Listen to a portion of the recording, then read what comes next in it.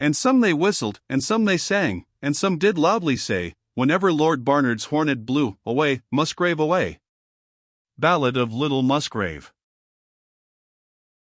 When the man of office returned to the Heart of Mid-Lothian, he resumed his conference with Ratcliffe, of whose experience and assistance he now held himself secure.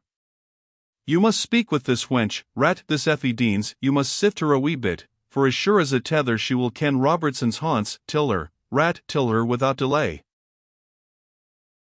Craving your pardon, Mr. Sharpitlaw, said the turnkey-elect, that's what I am not free to do. Free to do, man? What the deal ails ye now? I thought we had settled a that. I dinna ken, sir, said Ratcliffe. I hae spoken to this Effie, she's strange to this place and to its ways, and to our ways, Mr. Sharpitlaw, and she greets, the silly toppy, and she's breaking her heart already about this wild shield, and were she the means o' taking him, she would break it outright. She wanna hae time, lad, said Sharpitlaw, the woody will hae its I know her before that a woman's heart takes a lang time o' breaking.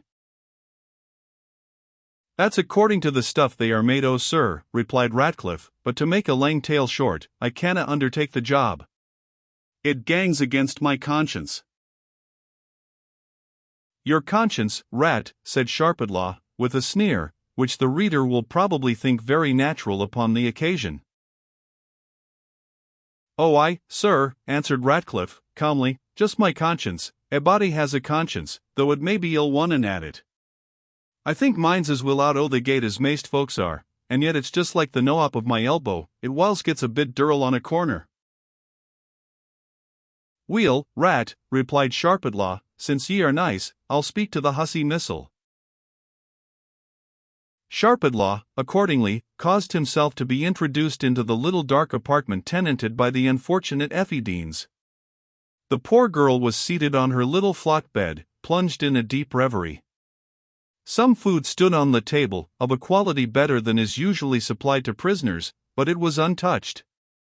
The person under whose care she was more particularly placed, said, that sometimes she tasted nathing from the tay end of the 24 hours to the t'other, except a drink of water.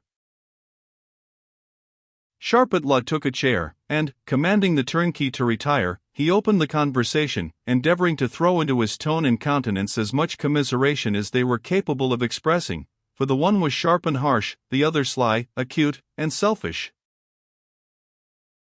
How's a why ye, Effie, how d'ye find yoursel, hinny? A deep sigh was the only answer. Are the folk civil to ye, Effie? It's my duty to inquire. Very civil, sir, said Effie, compelling herself to answer, yet hardly knowing what she said. And your victuals, continued Sharpitlaw, in the same condoling tone, do you get what you like, or is there anything you would particularly fancy, as your health seems but silly? It's a very weel, sir, I thank ye, said the poor prisoner, in a tone how different from the sportive vivacity of those of the Lily of St. Leonard's. It's a very good hour good for me. He must have been a great villain, Effie, who brought you to this pass, said Sharpitlaw. The remark was dictated partly by a natural feeling, of which even he could not divest himself, though accustomed to practice on the passions of others, and keep a most heedful guard over his own, and partly by his wish to introduce the sort of conversation which might best serve his immediate purpose. Indeed, upon the present occasion, these mixed motives of feeling and cunning harmonized together wonderfully, for, said Sharpitlaw to himself, the greater rogue Robertson is, the more will be the merit of bringing him to justice. He must have been a great villain, indeed, he again reiterated, and I wish I had the scalping o' him. I may blame Missile mair than him, said Effie. I was bred up to ken better, but he, poor fellow, she stopped. Was a thorough blackguard a his life, I dare say, said Sharpitlaw.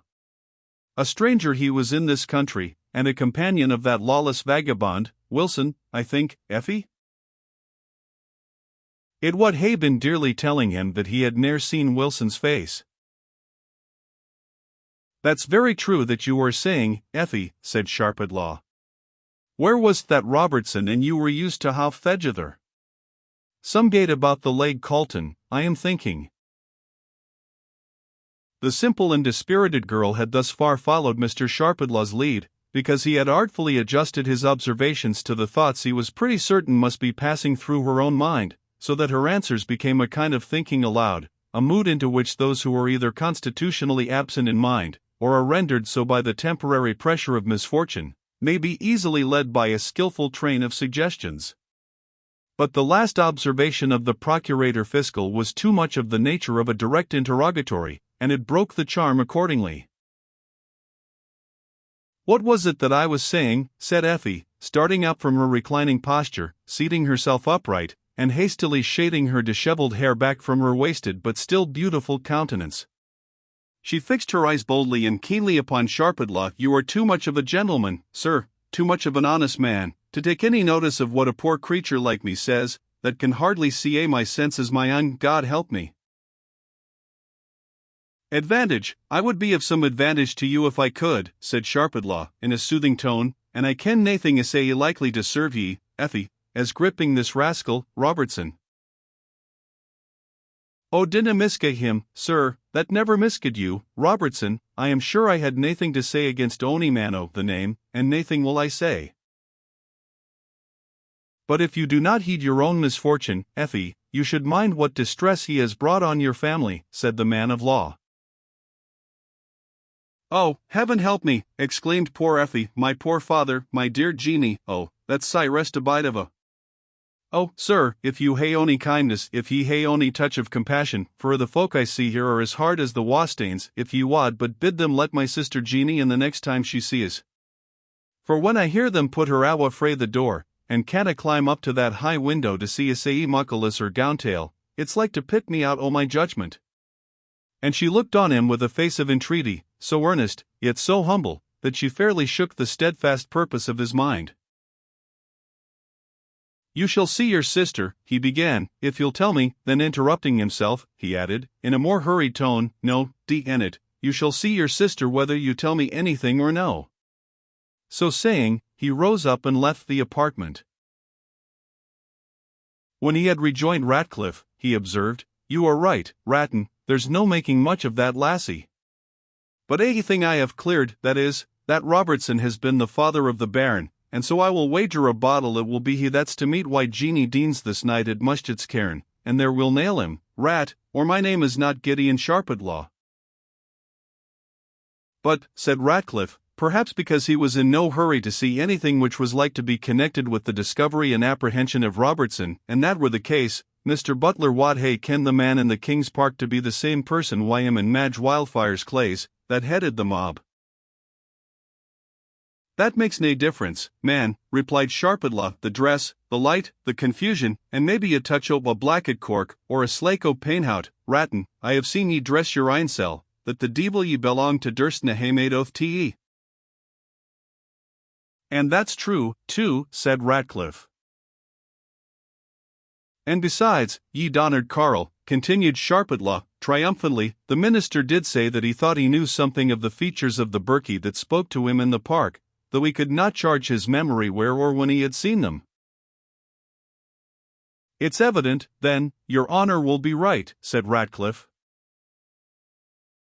"Then, Rat, you and I will go with the party ourselves this night, and see him in grips or we are done wi' him." "I seena muckle use I can be o' to your honour," said Ratcliffe, reluctantly. "Use," answered Sharpidlaw, "you can guide the party, you ken the ground.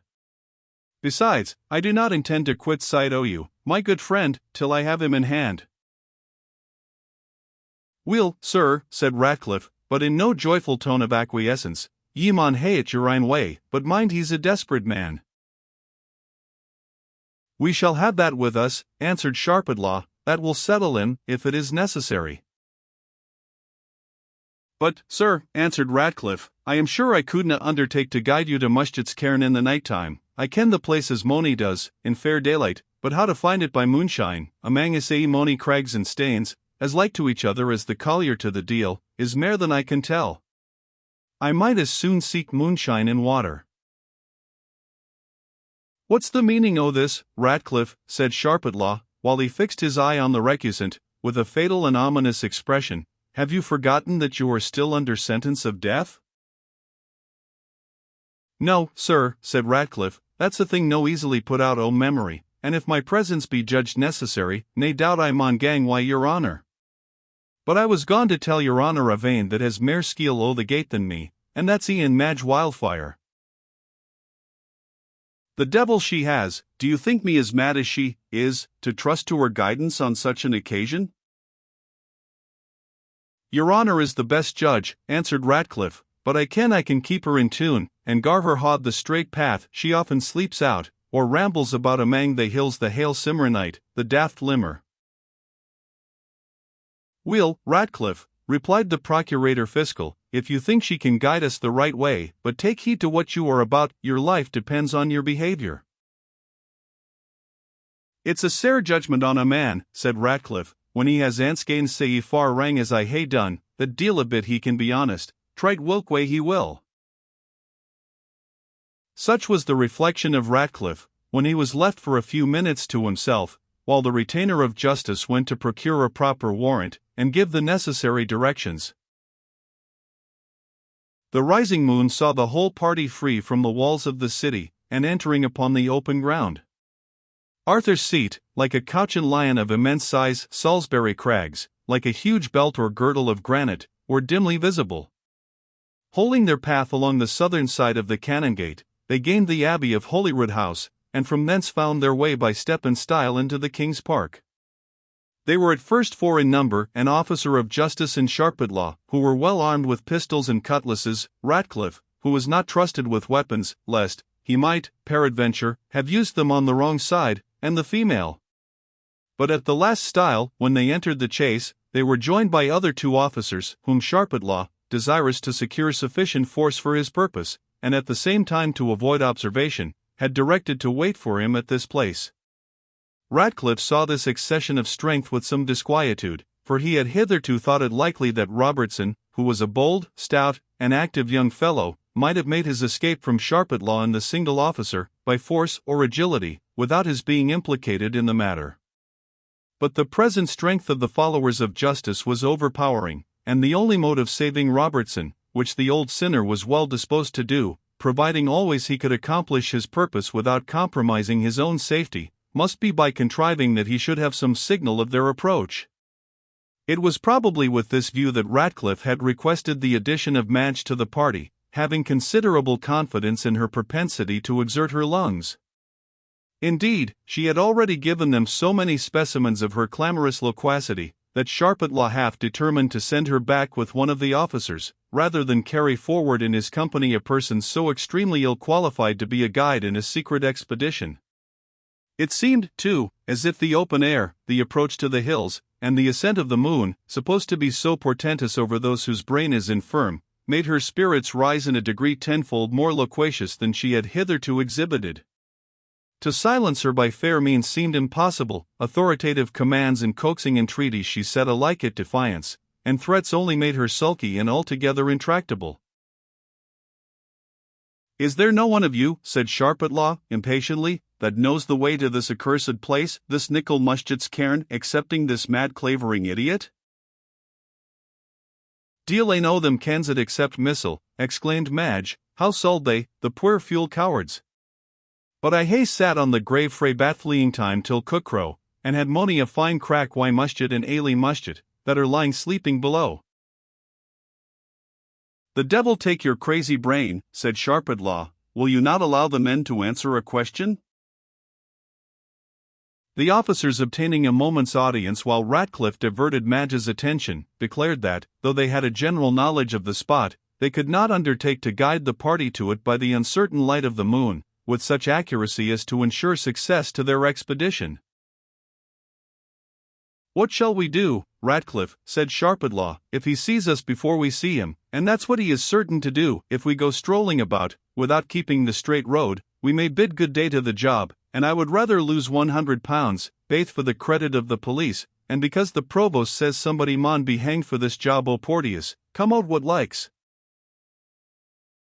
"I think," said Ratcliffe, "we maun just try Madge, and I'll see if I can get her keepit in ony better order." And at ony rate, if he sold hear her skirting her old Enzo sangs, he's no to ken for that there's onybody why her. That's true, said Sharpitlaw, and if he thinks her alone, he's as like to come towards her as to rin frae her. So set forward, we hae lost our muckle time already, see to get her to keep the right road. And what sort o' house does Nicol Muschet and his wife keep now? Said Ratcliffe to the mad woman, by way of humouring her vein of folly. They were but thrawn folk lang syne, and the tales be true. Oh, but a's forgotten now, replied Madge, in the confidential tone of a gossip giving the history of her next-door neighbour. You see, I spoke to them missile, and told them bygains soul be bygains. Her throat's sair miscuggled and massacred though, she wears her cork sheet drawn well up to hide it, but that canna hinder the bluid siping through, ye can. I was her to wash it in St. Anthony's well, and that will cleanse if a nithing can, but they say bluid never bleaches out o' linen claith. Deacon Sanders' new cleansing draps winna do't. I tried them missile on a bit rag we hae at hame that was mailed wide the bluid of a bit skirting ween that was hurt some gate, but out it winna come. Will, ye'll say that's queer, but I will bring it out to St. Anthony's blessed well some braw night just like this, and I'll cry up Ailey Muschet, and she and I will hae a grand booking washing, and bleach our clays in the beams of the bonny lady moon. That's far pleasanter to me than the sun's our head, and ken ye, cummers, my brains are head enough already. But the moon, and the dew, and the night wind, they are just like a collar kale blade laid on my brow, and whiles I think the moon just shines on purpose to pleasure me, when naebody sees her but missile. This raving discourse she continued with prodigious volubility, walking on at a great pace, and dragging Ratcliffe along with her, while he endeavoured, in appearance at least, if not in reality, to induce her to moderate her voice. All at once she stopped short upon the top of a little hillock, gazed upward fixedly, and said not one word for the space of 5 minutes. What the devil is the matter with her now? Said Sharpitlaw to Ratcliffe. Can you not get her forward? Ye maun just take a grain o' patience wi' her, sir, said Ratcliffe. She'll no gie a foot faster than she likes herself. D.N.R., said Sharpitlaw, I'll take care she has her time in Bedlam or Bridewell, or both, for she's both mad and mischievous. In the meanwhile, Madge, who had looked very pensive when she first stopped, suddenly burst into a vehement fit of laughter, then paused and sighed bitterly, then was seized with a second fit of laughter, then, fixing her eyes on the moon, lifted up her voice and sung. Good even, good fair moon, good even to thee, I prithee, dear moon, now show to me the form and the features, the speech and degree, of the man that true lover of mine shall be. But I need not ask that of the bonny lady moon. I ken that will enough missile, true love though he wasna, but naebody shall say that I ever told a word about the matter. But whiles I wish the bairn had lived, will, God guide us, there's a heaven abune us. Here she sighed bitterly, and a bonny moon, and sterns in it forby, and here she laughed once more. Are we to stand here all night? Said Sharpitlaw, very impatiently. Drag her forward. Aye, sir, said Ratcliffe, if we ken whilk way to drag her, that would settle it at Anstut. Come, Madge, hinny, addressing her, we'll no be in time to see Nicol and his wife, unless ye show us the road. In trothin' that I will, Ratton, said she, seizing him by the arm, and resuming her route with huge strides, considering it was a female who took them.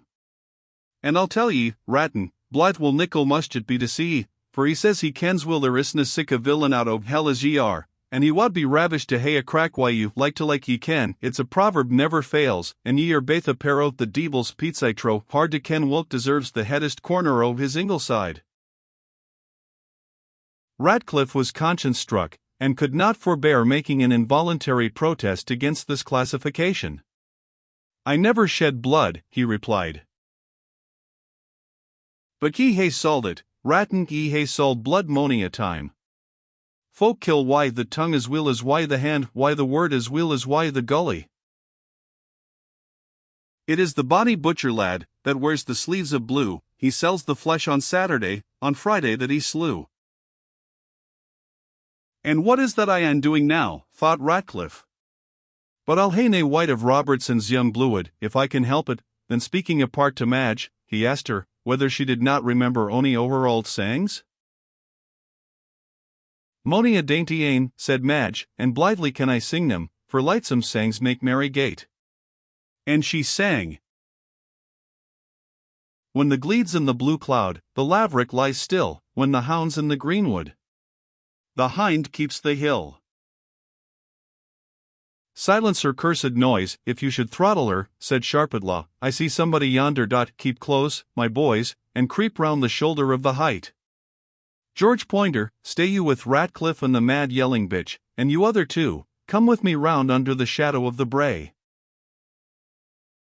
And he crept forward with the stealthy pace of an Indian savage, who leads his band to surprise an unsuspecting party of some hostile tribe. Ratcliffe saw them glide avoiding the moonlight, and keeping as much in the shade as possible.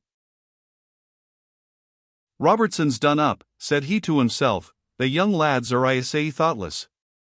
What devil could he hate say to Jeanie Deans, or to ony woman on earth, that he sold gang awa and get his neck raxed for her?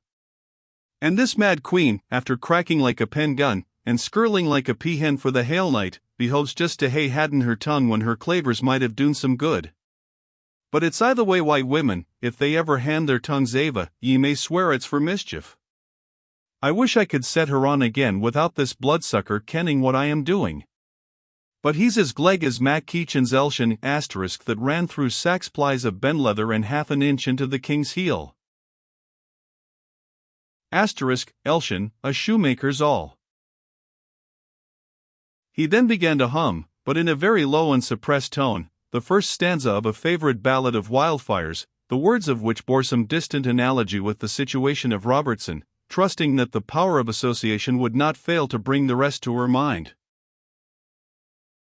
There's a bloodhound ranging tin-walled wood, there's harness glancing sheen, there's a maiden sits on tin-walled brae, and she sings loud between. Madge had no sooner received the catchword, than she vindicated Ratcliffe's sagacity by setting off at score with the song.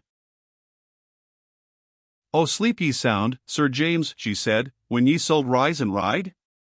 There's 20 men, why bow and blade, are seeking where ye hide."